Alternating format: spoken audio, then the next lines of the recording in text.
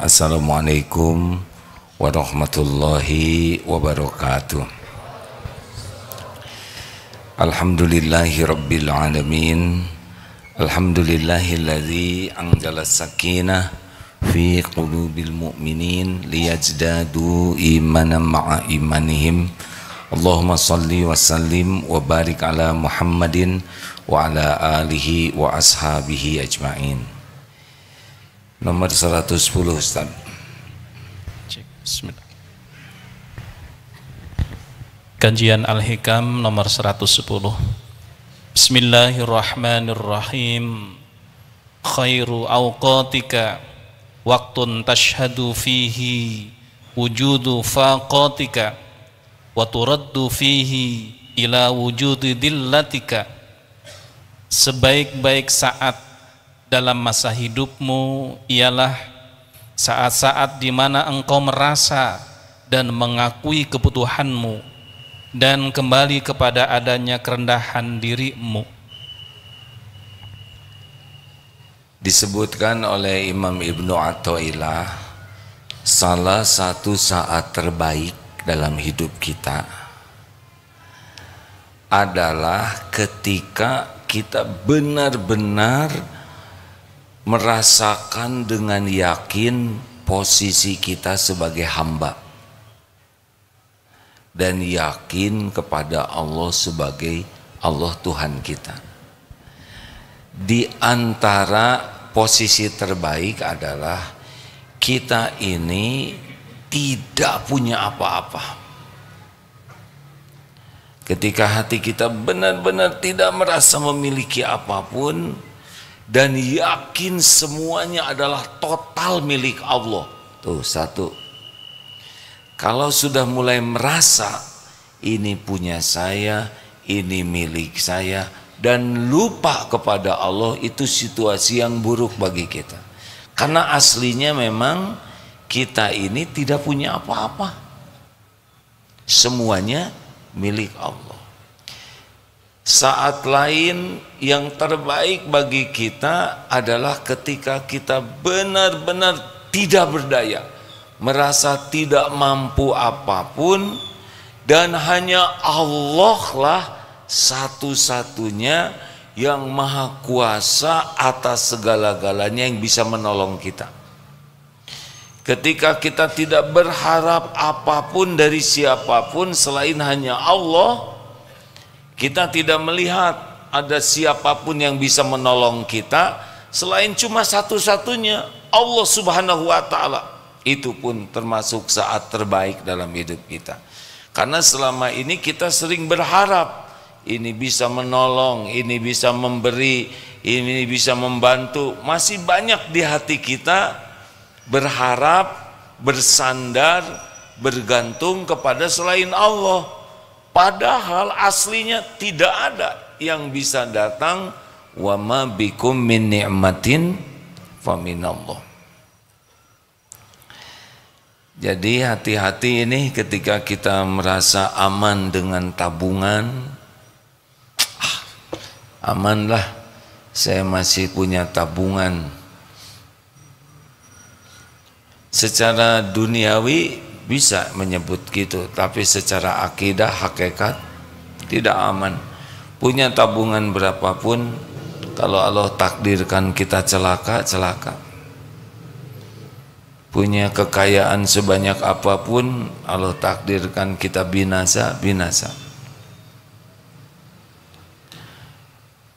Tenanglah, saya punya banyak relasi. Mulai bahaya tuh. Padahal relasi kita tinggal dibalikan aja hatinya oleh Allah, dari yang suka jadi benci, sekejap benci itu. Dari yang tadinya peduli menjadi acuh. Jangan bersandar kepada ilmu. Saya sudah tahu ilmunya. Tahu ilmunya, kasih saja terpeleset, pingsan, lupa ke ilmu. Yang gini-gini sih enteng. Saya berpengalaman. Pengalaman tidak bisa disandari. Kalau kita bersandar kepada pengalaman, mudah bagi Allah membuat persoalan yang pengalaman kita tidak bisa berguna. Tenanglah, saya punya baking, mau baking powder, mau baking soda, tidak bisa. Makin banyak hati ini bersandar, maka semakin buruk keyakinan kita kepada Allah. Karena yang disandari itu pasti makhluk yang tiada daya, tiada kekuatan kecuali dari Allah. Apapun yang kita miliki hanya bisa manfaat kalau Allah izinkan. Apapun yang kita kuasai tidak bisa memberi manfaat kalau Allah tidak menghendaki. Apapun. Makanya saat yang terbaik ketika kita merasa tidak punya apa-apa dan cuma Allah yang punya segalanya, kita tidak berdaya kecuali Allah satu-satunya yang nolong. Dan kita tidak tahu apa-apa nih. Saya tidak tahu apa yang bakal terjadi beberapa saat sesudah ini. Berapa banyak yang tidak nyangka turun dari jalan ketabrak. Ini menteri baru juga dihormati naik mobil, turun dari mobil sudah beda rompinya ya. Hakim ada yang disebut yang mulia kan, nyebut hakim katanya yang mulia terus. Dibuka saja oleh Allah sedikitnya jadi yang hina. Sekejap saja bisa berubah segalanya. Yang di lift itu naik lift membetulkan kacamata, beberapa detik kemudian masuk ke dalam lubang meninggal. Baru saja ngaca membetulkan kacamatanya, beberapa detik masuk lubang meninggal. Ada aparat sedang mengamankan, pas ngangkat senjata meletus, ketembak yang di depannya, tidak kepikir tuh seumur-umur bekal ketembak. Yang ketembaknya meninggal, yang menembaknya diproses sekejap saja. Tidak tahu apa yang akan terjadi, betul-betul tidak tahu. Berapa banyak yang makan enak sesudahnya keracunan, tegang semuanya nih ya. Mau turun dari sini takut kesabet ya, mau makan bakso takut keselak. Berapa banyak yang sedang jalan genteng jatuh kena jidat, pasti mau pakai helm sekarang ya. Lihat video yang dianggap kebetulan itu, ada yang sedang naik motor, tiba-tiba ada yang sepak bola beledak, cungkel. Sekejap saja. Kita tidak tahu, tapi Allah tahu.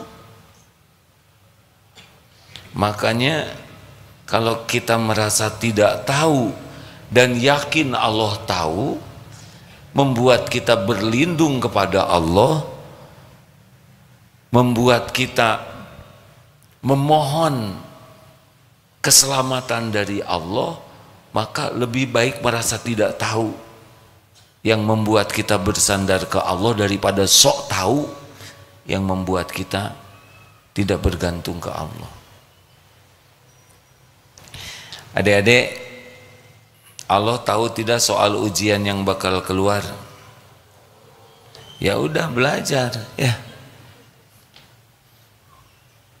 Kalau sudah tahu gimana, ya udah belajar saja. Supaya nanti dimudahkan oleh Allah ingatnya. Jadi waktu terbaik dalam hidup kita ketika kita merasa tidak berdaya dan hanya Allah yang bisa menolong kita, yang kuasa. kita merasa tidak tahu dan hanya Allah yang bisa menunjuki kita. Kita merasa tidak punya apapun, hanya Allah yang punya segala-galanya. Bulat ini hati itu ya. Dan ketika kita merasa kotor, berlumur dosa, bergelimang aib, hina, dan yakin Allah yang maha suci, yang maha pengampun.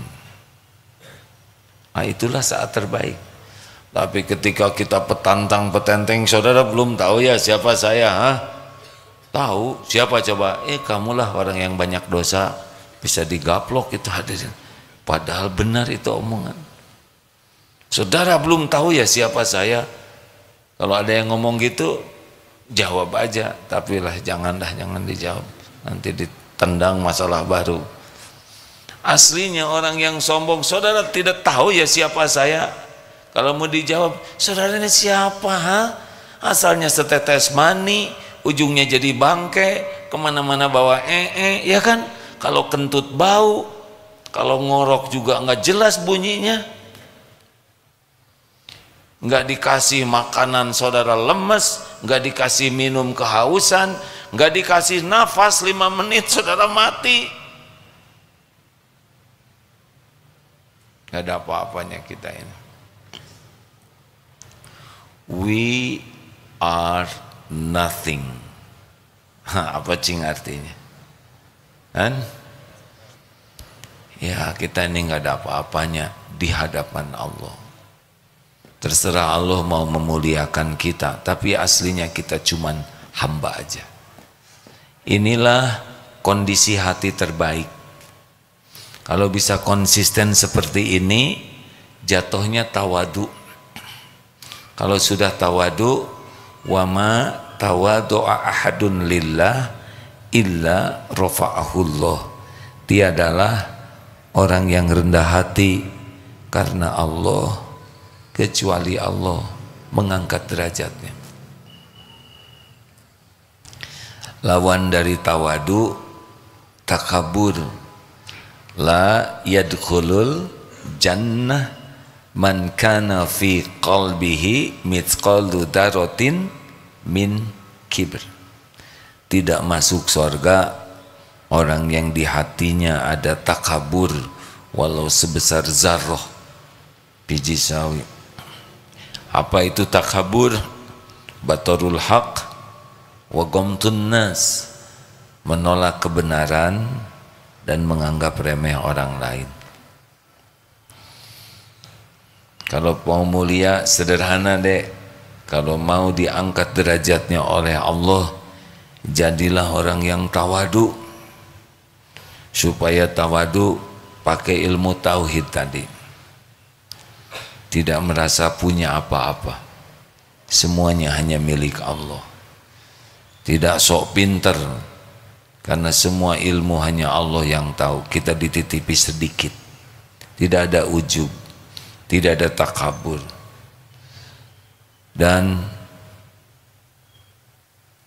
tidak petantang petenteng. Karena tahu bahwa segala kekuasaan itu adalah milik Allah Subhanahu wa ta'ala. Enak hadirin kalau kita bersandar kepada yang menguasai langit dan bumi, tenang.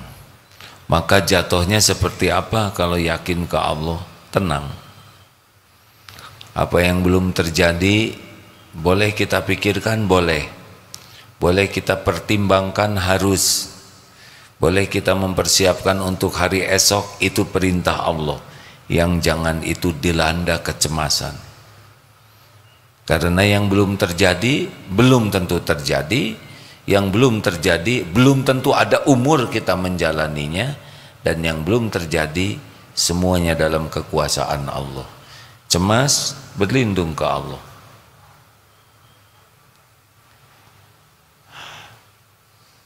Jangan terlalu banyak sedih hadirin dengan yang sudah terjadi, karena sedih tidak mengubah kejadian, tapi mengubah nasib kita jadi jelek. Orang yang banyak sedih apalagi banyak memamerkan penderitaan, itu orang yang tidak ridho kepada takdir. Padahal apa yang sudah terjadi pasti yang terbaik bagi orang beriman. Walaupun tidak cocok, tidak apa-apa. Semua sudah tertulis di Lauh Mahfuz. Ma asaba min musibatin fil ard wala fi anfusikum illa fi kitabim min qabli an nabra'aha inna dzalika 'ala Allahi yasir likaila ta'sau 'ala ma fatakum wala tafrahu bima atakum wallahu la yuhibbu kulla mukhtalin fakhur.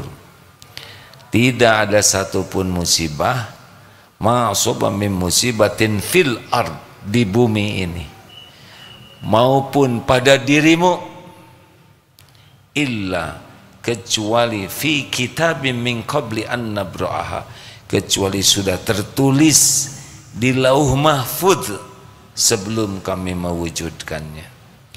Inna dzalika 'alallahi yasir, sesungguhnya yang demikian itu mudah bagi Allah.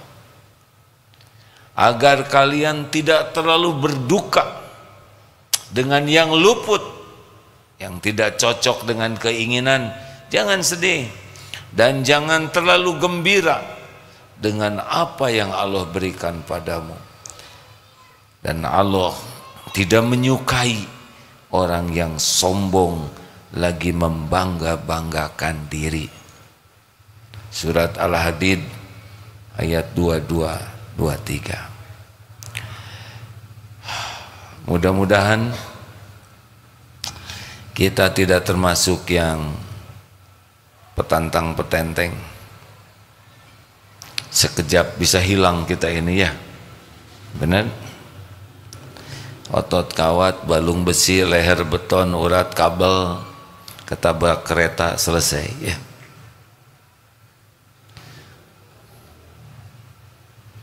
Jangan merasa paling hebat, pinter, berpengalaman, berkuasa, berjasa, tidak ada. Salah satu contoh, Fir'aun itu seorang manusia yang melampaui batas, super power, kerajaannya besar, bala tentaranya dahsyat. Lawannya adalah Nabi Musa. Tidak ada persenjataan, bala tentara tidak ada. Bagaimana ini? Berhadapan kerajaan besar, bala tentara yang hebat, perlengkapan yang lengkap, melawan Nabiullah yang tidak punya persenjataan, hanya dengan orang-orang yang terusir. Coba cara Allah memenangkannya. Dikejar sampai pinggir laut, di belakang musuh yang akan membantai, di depan lautan. Apa senjata utamanya? Yakin kepada janji jaminan Allah. Hasbunallah wa ni'mal wakil, ni'mal maula wa ni'man nasir. Cukuplah Allah. Tidak mungkin Allah menyia-nyiakan. Allah perintahkan ke sana, di depan laut, di belakang bala tentara. Allah takdirkan, pukulkan tongkat, laut belah. Tidak terpikirkan oleh siapapun. Masuk ke dalam dasar laut. Ini nyata hadirin, bukan cerita. Kisah nyata yang diceritakan. Nyebrang sampai ke depan. Maaf ya, kalau perkataan ini kurang baik. Dari sinilah ketahuan bahwa Fir'aun itu blow on. Maaf ya, saya harus minta maaf ke siapa? Nggak perlu minta maaf. Harusnya Fir'aun mikir, kalau laut bisa kebuka, maka laut bisa ketutup, ya kan? Tuh, saudara juga baru mikir, harusnya jangan-jangan ini jebakan. Tapi begitulah, kalau orang sudah nafsu, akalnya jadi rendah. Orang sudah amarah, akal tidak bisa berfungsi dengan normal. Ini nyebrang, dikejar sampai tengah, ya air laut menutup. Lihatlah, sekejap bala tentara yang hebat, sejumlah itu habis. Mudah bagi Allah. Tidak ada yang terpikir tuh, yang latihan tiap hari. Tidak terpikir oleh Fir'aun, benar? Dibuat saja Fir'aun gak bisa mikir. Sebab kalau mikir dia jebakan nih. Saya kalau ada lautan yang kebuka, saya nggak yakin itu kebuka ya. Nah, ibu bapak yang baik, posisi tenang, posisi terbaik di hati kita ketika kita tidak merasa tidak berdaya dan hanya Allah satu-satunya yang kuasa, merasa tidak punya, Allah lah pemilik segala-galanya, merasa tidak tahu, Allah lah yang maha tahu segala sesuatu, dan merasa berlumur dosa, Allah yang maha suci yang kuasa mengampuni kita. Itulah yang asli. Ketika kita dalam posisi hamba, itulah saat paling baik, paling bahagia, dan paling benar. Mudah-mudahan ada hikmahnya. Ada pertanyaan, silakan. Ya, silakan dek. Kita pakai mikrofon boleh bantu ya. Bismillahirrahmanirrahim. Ustadz izin bertanya, bagaimana kita menanggapi orang yang memberikan pujian kepada kita? Terima kasih. Orang memuji kita adalah ujian dari Allah. Kenapa orang memuji kita? Syariatnya, hakikatnya Allah menggerakkan dia, mengizinkan dia memuji kita sebagai ujian. Pujian adalah ujian. Cacian adalah apa? Ujian, sama. Jangan dulu gembira kepada dipuji. Kalau dipuji karena lulus atau tidak. Pertanyaannya, kenapa kita dipuji? Sudah tahu nggak deh penyebab kita dipuji? Dua. Satu, Allah ngasih casing, sesuatu yang membuat kita dipuji pasti milik Allah. Dan yang kedua, karena Allah menutupi aib, dosa, kejelekan, kekurangan, kesalahan kita. Yang muji kan tidak tahu. Kalau di dalam salah satu kitab disebutkan juga, kenapa kita dipuji? Karena ada 3 tutup. Satu, ada kulit yang menutupi tubuh kita. Coba dibuka separuh di sini ya, itu daerah hidung aja. Yang kedua, karena Allah menutupi apa yang kita pikirkan, jadi orang lain tidak tahu pikiran kita.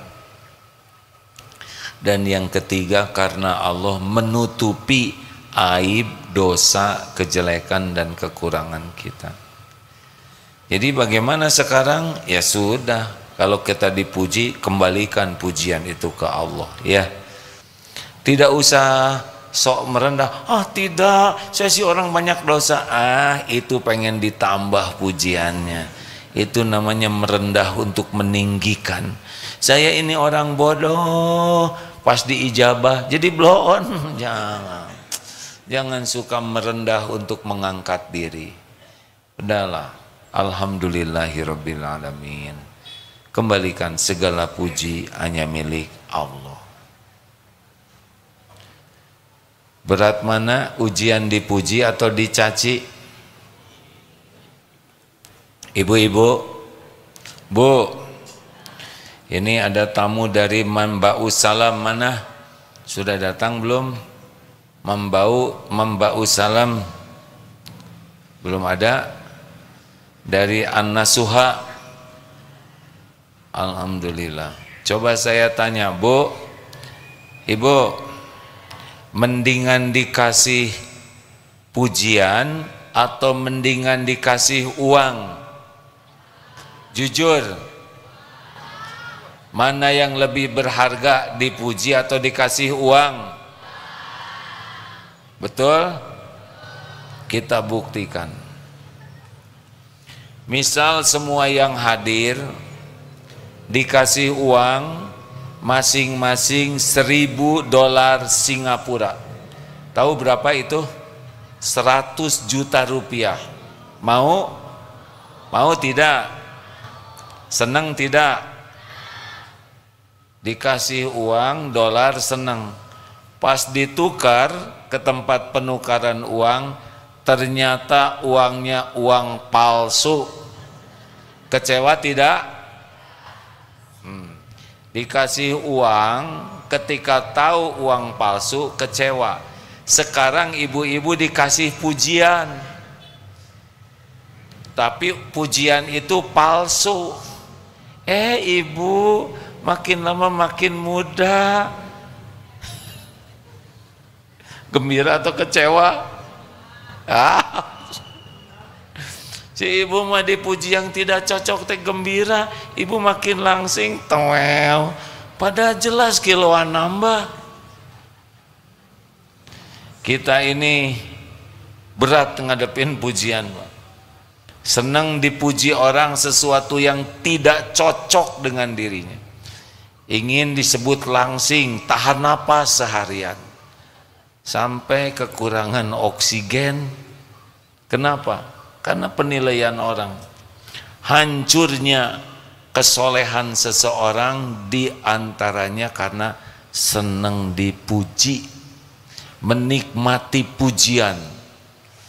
Susah masuk wilayah mukhlisin, apalagi mukhlasin. Orang yang tidak mempan ditipu setan adalah mukhlasin, orang ikhlas. Kenapa orang susah ikhlas? 3 penyebabnya. 1, menikmati pujian. Yang kedua, sangat menyukai diperlakukan spesial, dihormat-hormat, dihargai. Dan yang ketiga, senang dengan yang ada di tangan orang lain, pengen diberi oleh orang, bikin gak ikhlas. Pertanyaan terakhir, silakan Bu. Auzubillahiminasyaitonirrajim. Bismillahirrahmanirrahim. Assalamualaikum warahmatullahi wabarakatuh.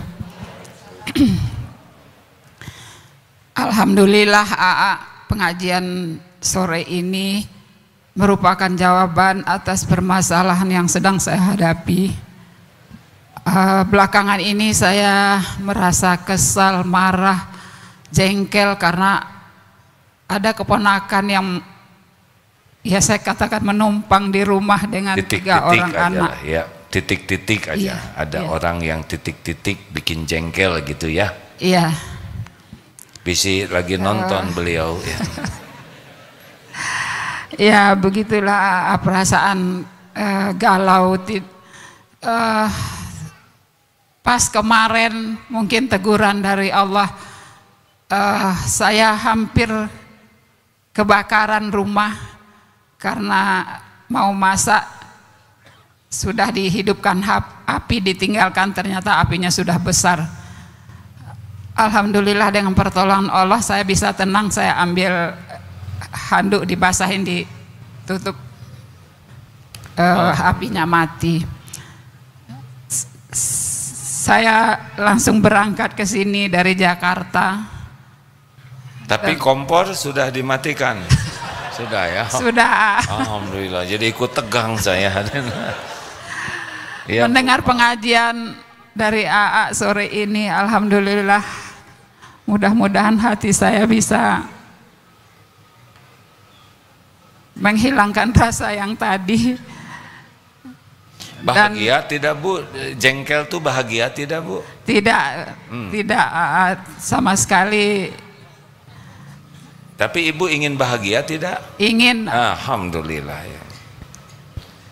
Jadi Ya. Ibu dari Jakarta ke sini. Iya. Sesudah pakai anduk, mematikan kompor, Kenapa ibu syariatnya bisa mau ke sini? Mungkin saya yakin ini bukan kebetulan. Tadi pagi anak saya mau ke Bandung, mengajak saya pergi ke sini. Saya bilang kalau saya diantar ke DT mau. Anak saya mau antar, sampailah saya ke sini. Nah, ibu tahu Darut Tauhid dari mana? Saya pernah di sini ikut PMK 55. Oh, alhamdulillah, alumni. Ya. Ya. Jadi ibu teh langsung sesudah ingat kompor langsung ingat saya gitu, Bu. Iya, iya.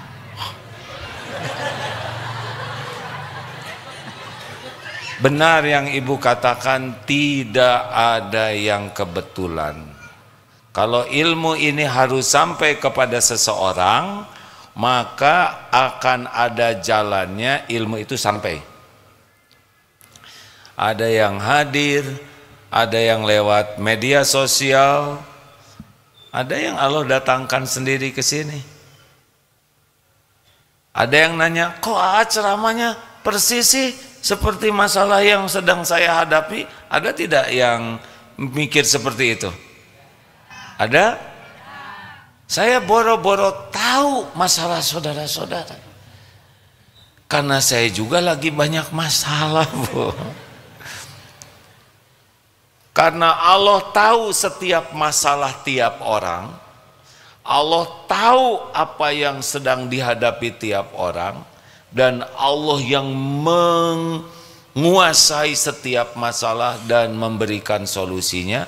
Maka salah satu di antaranya adalah ilmu gerbangnya. Karena semua pertolongan Allah itu gerbangnya hidayah. Alhamdulillah. Jadi pas ibu dengar tadi gimana, Bu? Gimana? Maksudnya ya sok aja ibu sekarang mau bicara apa ya? Ya hanya memberikan informasi. Ya, Bu. Ya, alhamdulillah ya. Sesudah dengar ini jadi gimana sekarang perasaan ibu? Mulai tenang. Mulai tenang. Apa rencana ibu pulang dari sini, Han? Mau jual kompornya aja, Bos. Sudah dibuang karena rusak. Ya. Bu, mau diberikan ilmu tambahannya, Bu? Iya, iya. Bahagia itu tidak ada pada kemarahan yang hanya memuaskan nafsu. Bahagia itu balik lagi ke surat Ali Imran ayat 134. Alladzina yunfikuna fis sarra'i wad dharra wal kadhiminal ghaidh. Jadi orang yang bertakwa itu cirinya menahan amarah. Sesudah itu wal afina 'anin nas, memaafkan. Sudah itu wallahu yuhibbul muhsinin, dan Allah mencintai orang yang berbuat kebaikan. Ibu jangan marah sama keponakan tadi ya, kemudian ibu maafkan, lalu ibu berbuat baik tetap ke sana. Itulah yang membuat ibu bahagia dan mulia. Nanti gimana dia keenakan? Nanti Allah yang membulak-balik hatinya. Kita nggak bisa ngebulak-balik hati orang lain. Ibu buka surat Ali Imran ayat 134. Itu pedoman kita menghadapi. Kalau mau ditambah satu lagi, tapi ngomongnya enak nggak tuh di rumah tuh orang-orang? Ada yang ngomong nggak enak nggak? Ngomongnya mah tetap enak ya? Ngomongnya tetap enak, kadang-kadang sikapnya kurang. Kadang-kadang nggak enak? Kalau kadang-kadang nggak enak, surat apa? Ibu buka juga surat Al-Furqan ayat 64. Kalau ada orang yang ngomong nggak enak, itu jawabannya. Kita udah ada panduannya. Wa idza khatabahumul jahiluna qalu salaman. Kalau ada orang jahil, orang-orang yang tidak, ya jahil tuh nggak bisa mengontrol dirinya, ngomong nggak enak, jawablah perkataan yang baik-baik. Kalau kita melakukan yang dicontohkan oleh Al-Quran, Allah suka ke kita. Kalau Allah suka ke kita, Allah yang menyelesaikan masalah. Kalau kita emosi, kelakuan kita nggak cocok, maka Allah tidak nolong kita. Yang bahaya dalam hidup, kita tidak ditolong oleh Allah. Masalah itu beres bukan karena kepintaran kita, masalah itu beres karena ditolong Allah.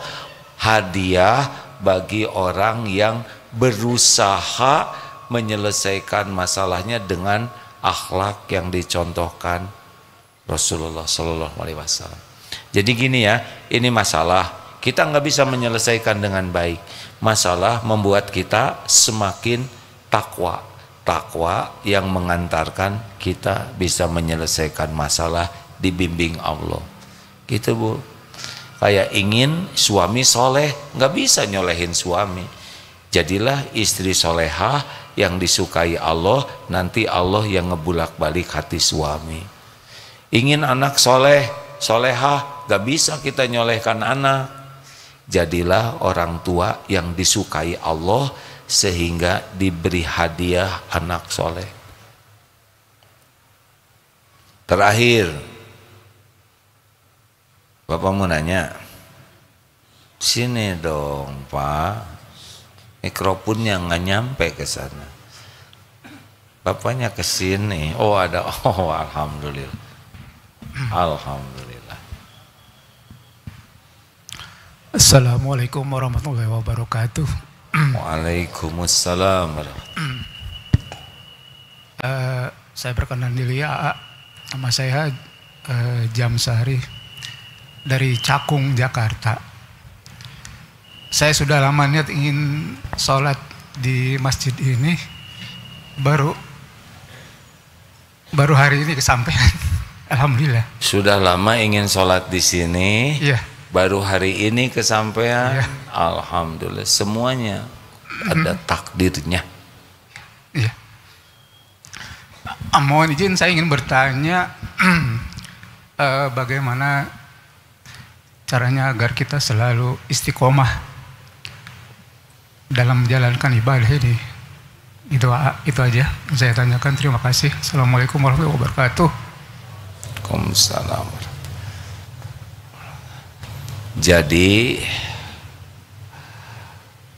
seseorang akan istiqomah berbanding lurus dengan tingkatnya keyakinan ke Allah, Pak.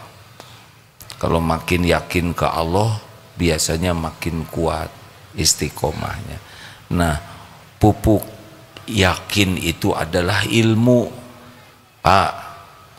Jadi orang itu makin kuat iman, makin baik. Nah, pupuknya ilmu.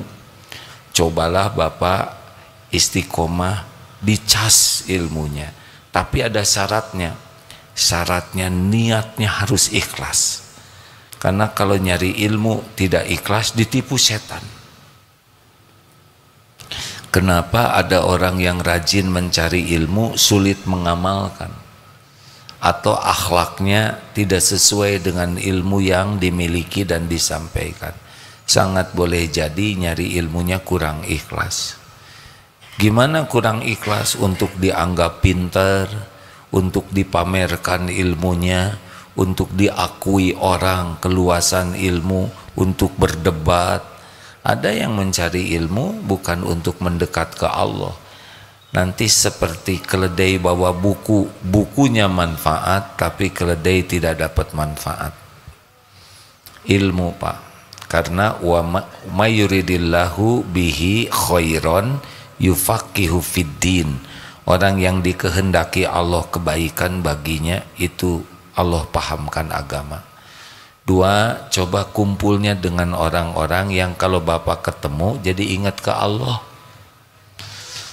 Jangan kumpul dengan orang yang bikin lupa ke Allah. Itu diantaranya. Yang ketiga, kalau dapat ilmu, adwa muha wa inqol. Jadi amalkan terus walaupun sedikit. Tidak bisa tahajud 11 rakaat, 2 rakaat tambah witir 3, tapi terus nanti ditambah oleh Allah. Bisa sedekah cuman 1 juta misalkan setiap subuh, keluarga. Kalau belum sanggup nggak usah senyum gitu, hadirin, amin. Jangan begitu. Coba 1 juta banyak atau sedikit? Tergantung penghasilan saudara. Bagi yang penghasilannya 1 miliar 1 hari, 1 juta gitu. Tapi ada satu hadis tidaklah istiqomah iman seorang hamba hatta yastaqima qalbuhu. La yastaqimu qalbuhu hatta yastaqima lisanuh. Tidaklah istiqomah iman seorang hingga istiqomah hatinya, tidaklah istiqomah hati hingga istiqomah lisannya. Jangan bicara kecuali baik. Ada yang menganjurkan kurangi 3 hal akan lebih mudah istiqomah. Kurangi tidur berlebihan sehingga menghilangkan waktu tahajud, jangan. Yang kedua, kurangi makan sehingga lebih senang saum. Kurangi bicara dan kurangi ketemu orang yang tidak membawa manfaat. Allahumma salli ala Muhammadin wa ala alihi wa ashabihi ajma'in. Alhamdulillahi rabbil alamin. Allahumma inna nas'aluka taubatan nasuha wa taubatan qoblal maut wa rahmatan 'indal maut wa magfiratan ba'dal maut. Allahumma hawwin alaina fi sakaratil maut. Allahumma inna nas'aluka husnal khatimah wa na'udzubika min su'il khatimah. Ya Allah, berkahi majelis ini. Catatkan siapapun yang hadir ini menjadi hamba yang Engkau berikan nikmat sempurnanya iman, ya Allah. Nikmatnya yakin padamu.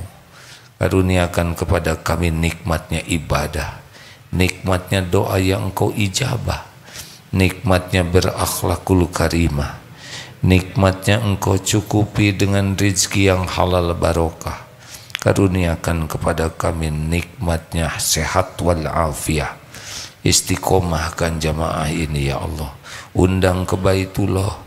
Jadikan haji hajah mabrur mabrurah. Jadikan akhir hayat kami husnul khatimah. Taqabbal minna ya Allah. Innaka antas samiul alim. Rabbana atina fid dunya hasanah wa fil akhirati hasanah wa qina azabannar. Amin. Subhanakallahumma bihamdik asyhadu alla ilaha illa anta astaghfiruka wa atubu ilaik. Assalamualaikum warahmatullahi wabarakatuh.